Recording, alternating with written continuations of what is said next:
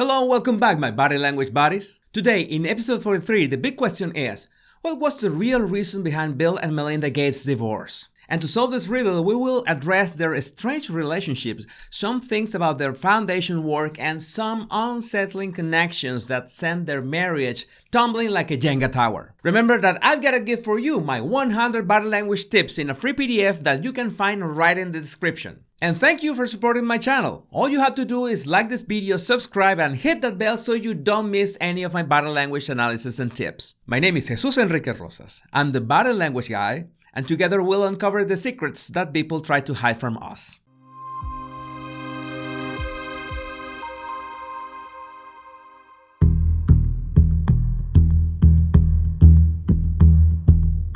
Bill and Melinda's divorce took many people by surprise. The last time we saw a split like this was between Amazon's Jeff Bezos and Mackenzie Scott after being married 26 years. A settlement of $38 billion.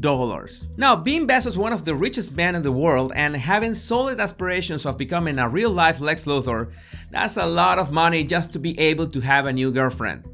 And even if there has been no shortage of memes about Bill Gates buying Tinder and the like, it so happens that this case we should look in another direction. Specifically, some odd factors about Bill and Melinda's relationship that makes you wonder how could they stay together for 27 years. And one of those factors has to do with, let's say, questionable subjects and Bill's entanglement with him. But before we get into that, it's important to set the boundaries of what could be seen about Bill and Melinda's behavior in photos and videos. One thing is for certain, it's extremely difficult to find their public displays of affection online. Sometimes it just means that the couple is reserved or neither of them want to show love in public, and that's perfectly fine. But even if you don't want to expressly show affection in public, a couple is always going to give away subtle clues about how they love each other. Like holding hands for a split second, or one hand in the back, or one trying to reach out at the other. That's common and subconscious. But in Bill and Melinda's photos, there's virtually no reaching out. There's almost no records of they holding hands. And in this case, she was the one holding his hand. Or this, embracing, she has her hand on his waist, but his hand is over her shoulder. Again, a couple can be private and reserved, but this kind of non-displays speak volumes about the temperature of the relationship. They originally met at Microsoft when she began working there as a product manager in 1987.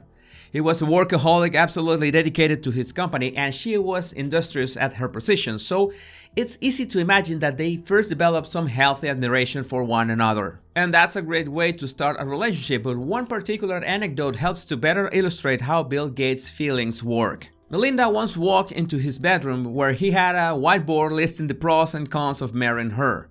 That's absolutely not creepy at all. He affirms that he wanted to get married, but he wanted to be sure that he could keep the pace with both his company and his personal life. And that also sounds a lot like common sense. But if we have learned anything from rom-coms, is that common sense is not precisely the gasoline of relationships. So I think that whiteboard helped Melinda too, so she could realize what she was going into. And there's also Bill's former girlfriend, Ann Winblad. They had met in 1984 and broke up in 1987 because she was 5 years older and wanted a more serious relationship. For the upcoming years, they kept spending 1 week together every year at her beach cottage to share insights about biotechnology and other topics. I mentioned her because when Bill and Melinda got married, part of the contract was that he was going to keep the tradition.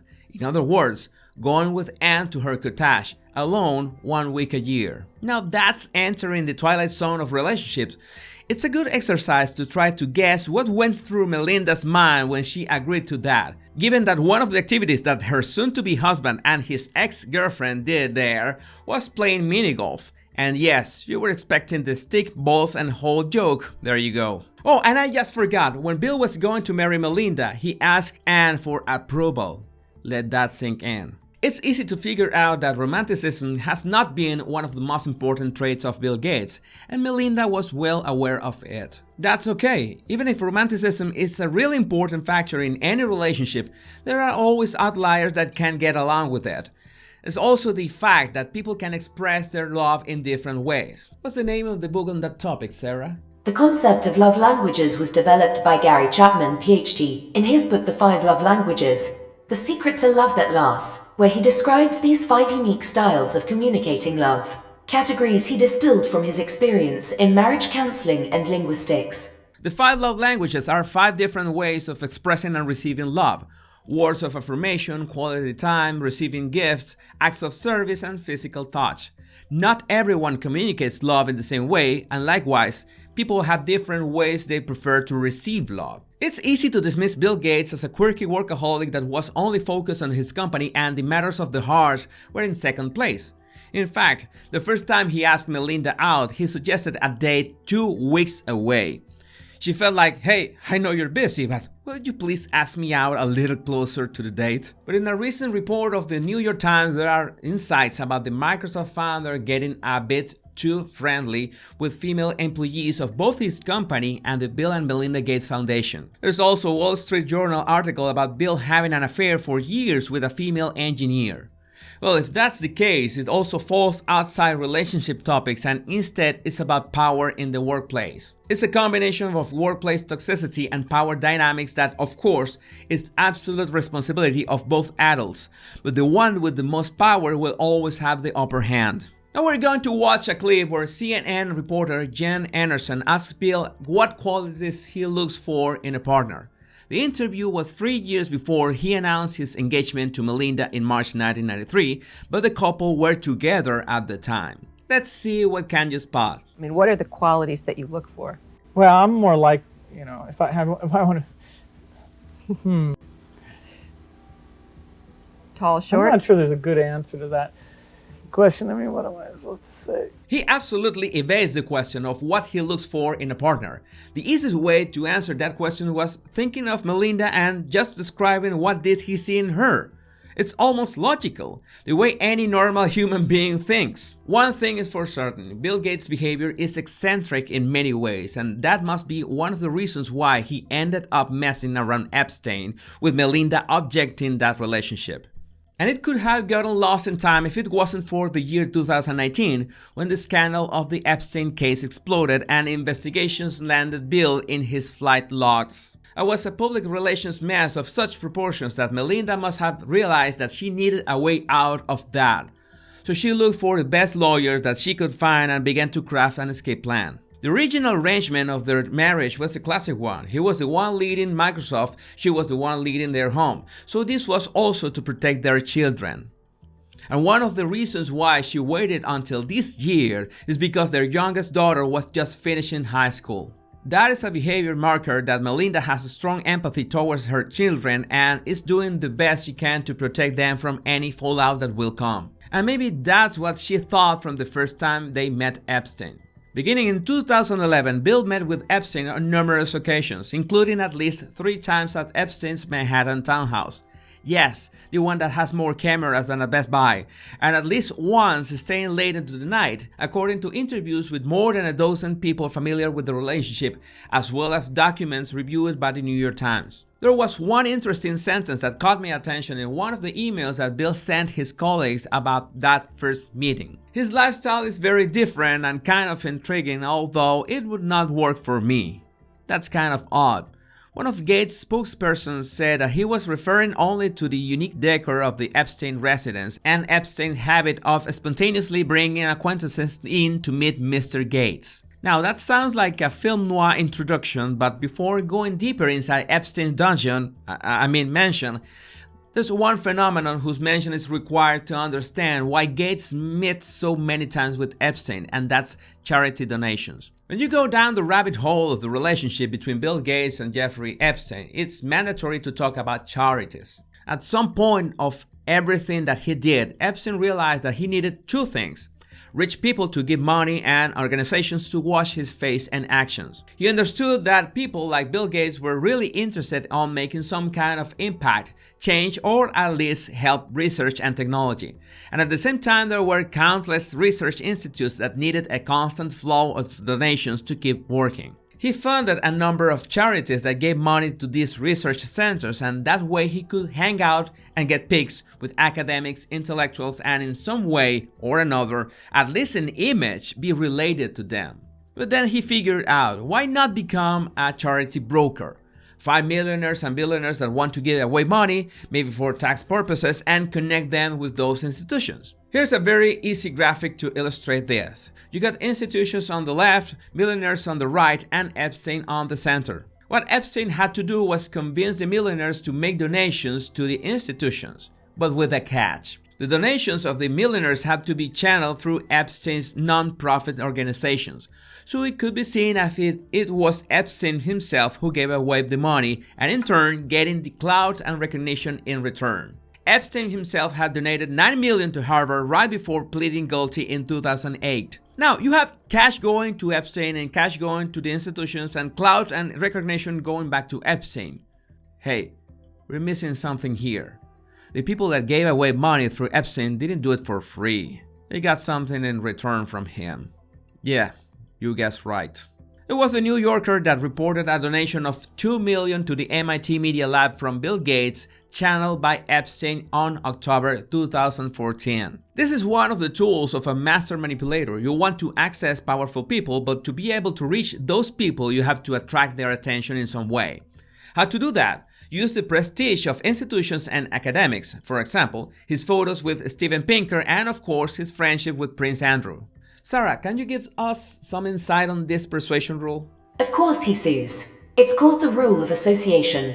To maintain order of the world, our brains link objects, gestures, and symbols with our feelings, memories, and life experiences. We mentally associate ourselves with such things as endorsements, sights, sounds, colors, music, and symbols, just to name a few. This association allows us to make judgment calls when we don't have the required time to do thorough research. So if you didn't know Epstein but saw him beside someone you trusted, some of that trustworthiness will spill over to him, at least perceived by you. And that's why you can spend years studying body language that it would be fruitless if you don't connect the rational part of your observation with your intuition. As Daniel Kahneman stated in Thinking Fast and Slow, or Malcolm Gladwell illustrated in Blink, we got a very good system of intuition to know in seconds that something is off.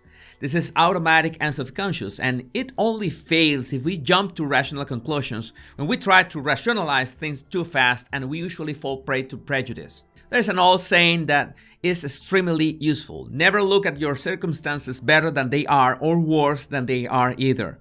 Master manipulators like Epstein know exactly how to bypass those rational warnings, and being charismatic and clever also makes people drop their defenses. So we could say, never judge people worse than they are or better than they are either. I know it sounds a bit paranoid, but given that manipulators are everywhere, then we better be prepared. But it's not like Bill was innocently manipulated, because if he lacked the emotional intelligence skills to spot that there was something wrong with Epstein, well, Melinda had already figured him out. The couple met with Epstein in New York City at his Upper East Side mansion in September 2013. Sources told the Daily Beast that soon after the meeting, Melinda Gates told friends of her discomfort during the encounter. Several people close to the couple reportedly said she was furious over her husband's relationship with Epstein. At some point, there must have been a conversation or several conversations between Melinda and Bill about, "What are you doing hanging out with that guy?" And Bill would have answered something along the lines of charities, donations, and institutions. And she would have said, "Well, that's why we created our own foundation in 2000. There was no public and logical reason for Bill to keep hanging out with Epstein and even flying with him in his jet." Now, it's important to make a distinction how their body language has changed over the years. And as in every analysis of couple body language, we should focus on both their bodies and faces independently and in sync with each other. For example, here they were at the World Economic Forum back in 2011. They answer questions to a remote interviewer and they are standing up. So their bodies are much more free to express their emotions at the moment, like the general direction of their main axis are in convergence. They're facing each other a bit, even if they are facing a camera. That's a feeling of working together towards one goal. And there's also the fact that both of their smiles are genuine. When each one answers questions on when one is listening to the other's answer, their faces are relaxed and show real smiles. It has a lot to do with the fact that they were focused working together on the same health issues at the moment. But Melinda also has this body language quirk that is a half smile to the right side of her face. You might have learned with series like Lie to Me that a half smile is contempt, but it's always important to check if that half smile you see is not part of the person's regular baseline or regular expression. It's also important to discard any facial paralysis like Bell's palsy or other ailments. We know that she doesn't suffer from any facial expression impairment because she's able to express full smiles at any given moment, and when talking, there's no difference between the intensity of both sides of her face. Even so, it's interesting to isolate that half smile. Again, I think it's just a quirk, and see how an asymmetrical expression can project so different emotions at the same time. This is a problem because if it's something you do on purpose, someone should tell her that this facial dissonance makes her look untrustworthy. On the other hand, Bill has developed what is called a Sturgeon face through the years, or the lip corners pointing down every time he tries to smile. This is typical of people that keep suppressing their emotions every day, every week for years. It's like they try to neutralize those emotional displays in favor of doing a rational analysis of everything. That's why those lip corners pointing downwards is mistakenly attributed to pessimistic people. It's just that as you keep pushing and pushing your lip corners down, even when your mind is trying to smile, it becomes a bad habit and ends up conditioning the configuration of your facial muscles, and in turn conditions your general facial expression. Remember that our faces change through the years depending on which emotions are predominant in every day of our lives. It's like one water drop modeling a rock after many years. Those emotions model our faces and the way others understand or misunderstand the way we feel at any given time. Now, fast forward 9 years. This was in 2020. We already know that Melinda was going forward with divorce plans. Most probably they had already talked about that, but the pandemic was like one more chance of working together on a project. But if there was any empathy at any points in their lives, it's absolutely gone. We don't have the benefit of they standing up, which frees a lot of movements of the body so we can see the interactions, but we can spot a very relevant part of the bodies, their necks. Both of them show tense necks at that time. They don't feel comfortable at that moment. Also, look how Bill's left shoulder, the one that is closer to Melinda, is tense, like putting up a barrier against her. And her facial expression every time he talks is nowhere as friendly or warm as in the World Economic Forum 9 years before. To be fair, you don't have to be a body language expert to spot this. There's one last anecdote about Melinda's views on Bill.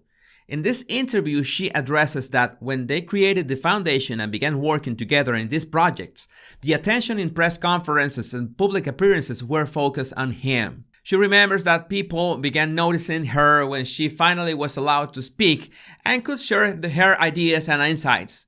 But it's not hard to believe that most people knew Bill Gates from Microsoft and Windows and maybe just thought of her as Bill Gates' wife.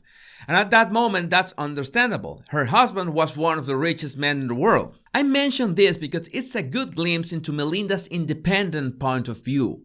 Maybe other women could have been just happy to have the opportunity to share that moment and have the chance to express their ideas.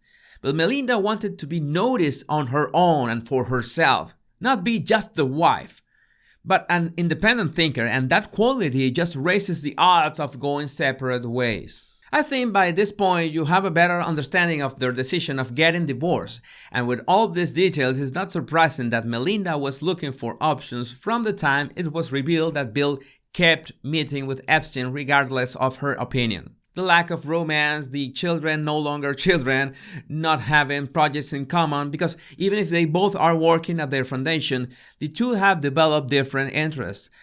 Bill focuses on climate change and health. Melinda has been increasingly active in issues affecting women and girls.